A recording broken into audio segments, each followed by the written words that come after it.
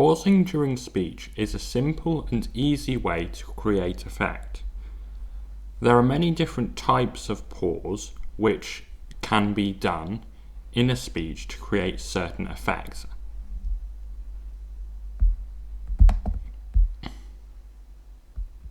Each type of pause creates a slightly different effect on the audience or listener. Certain pauses create humour and prompt people to laugh. Other pauses create anxiety. The standard pause is a pause that lasts less than 3 seconds. During this pause, the speaker will do nothing and stay silent. A long pause is a pause that lasts more than 3 seconds. Normally, when doing a long pause, it's best not to do it for any more than 20 to 30 seconds. However, this is circumstance dependent. A tired pause is a pause where the speaker shows the audience or listener a sign of their tiredness or boredom.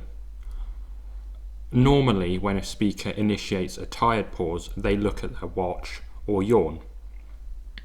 A dissatisfied pause is a pause where the speaker shows the audience or listener a sign of their dissatisfaction, such as a pause followed by the speaker giving evil eyes or hand gestures to someone who has behaved in a dissatisfactory way. A fast pause is a short pause where the speaker normally rapidly changes topic.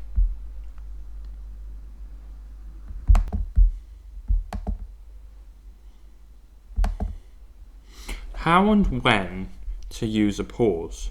What pauses should be used in a given situation?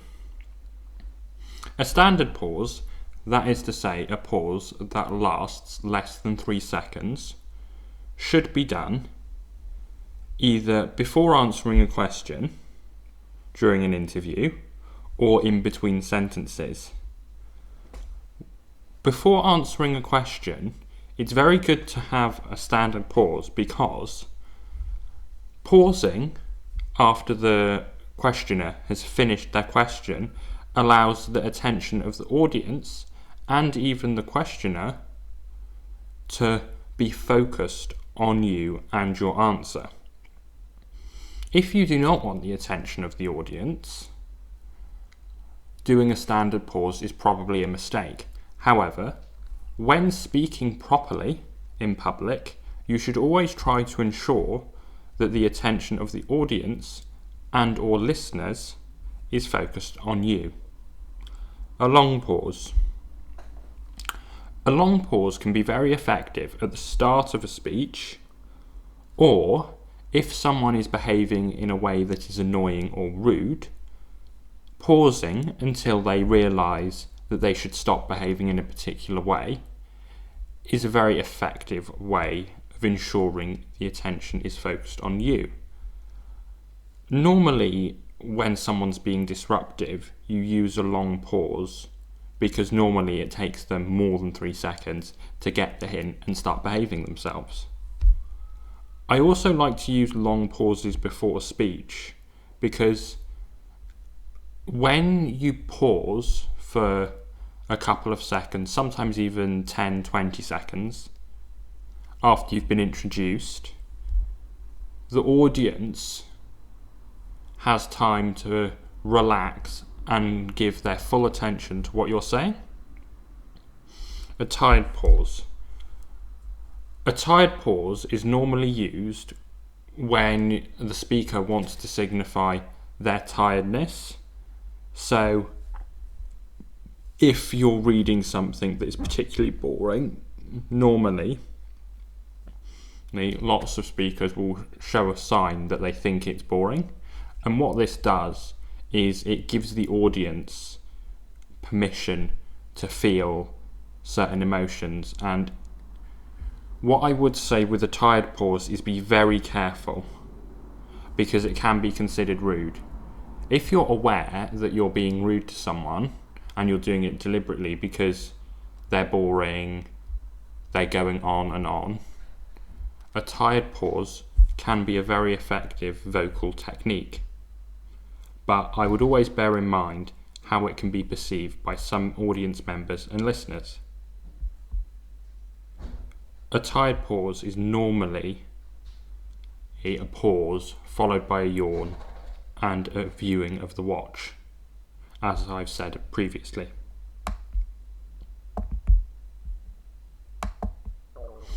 A dissatisfied pause is a very good way of showing your dissatisfaction towards something that someone has said, or if you're giving a speech, a certain viewpoint you were explaining.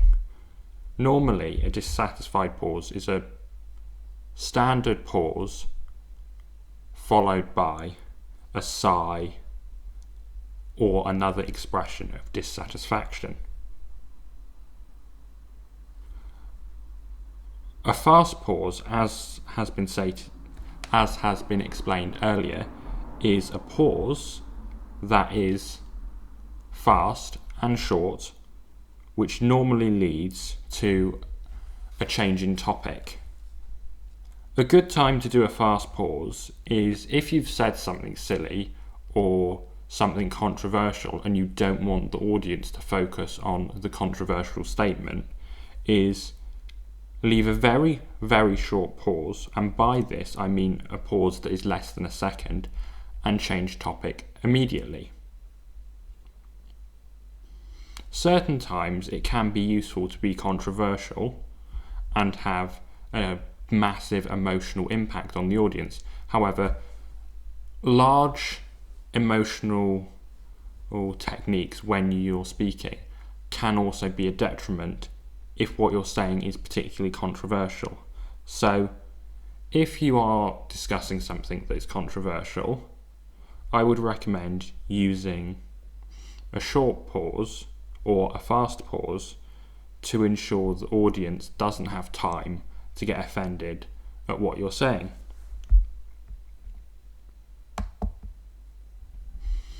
The effects of pausing differ based on the type of pause. Generally, as I've said previously, a pause attracts attention. This is because if you pause before making a statement or after making a statement, the audience has nothing else to do but consider what you have said and what you're about to say. A pause can build tension. It's very effective to pause at certain points before a statement is made. So normally a short pause or a standard pause can be very effective after words like however, specifically, right before a point is made. Long pauses especially can make people uncomfortable because people aren't used to silence normally, and if you pause for 20-30 seconds because someone's misbehaving or for whatever reason, most audience members will start to feel uncomfortable, and the effect this has is it normally, especially if it's too short for someone to start talking, such as maybe 20 seconds, it normally encourages the audience to think. A pause can also be very effective in a moment of joy. Allowing the audience to laugh is a very easy skill that a speaker can learn very quickly. The only difficulty becomes guessing correctly when the audience is about to laugh. Generally, until this skill can be mastered, it's a good idea for the speaker to pause whenever the audience wishes to laugh. This will also allow the audience to more easily process your speech if they're not fighting urges to laugh and express joy at what you're saying.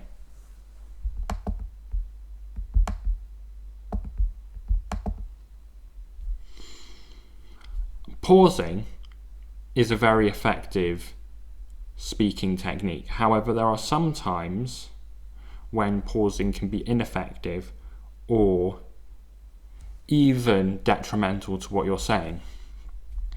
Generally, pausing right before a punchline is made can be quite detrimental to the effect of the speech.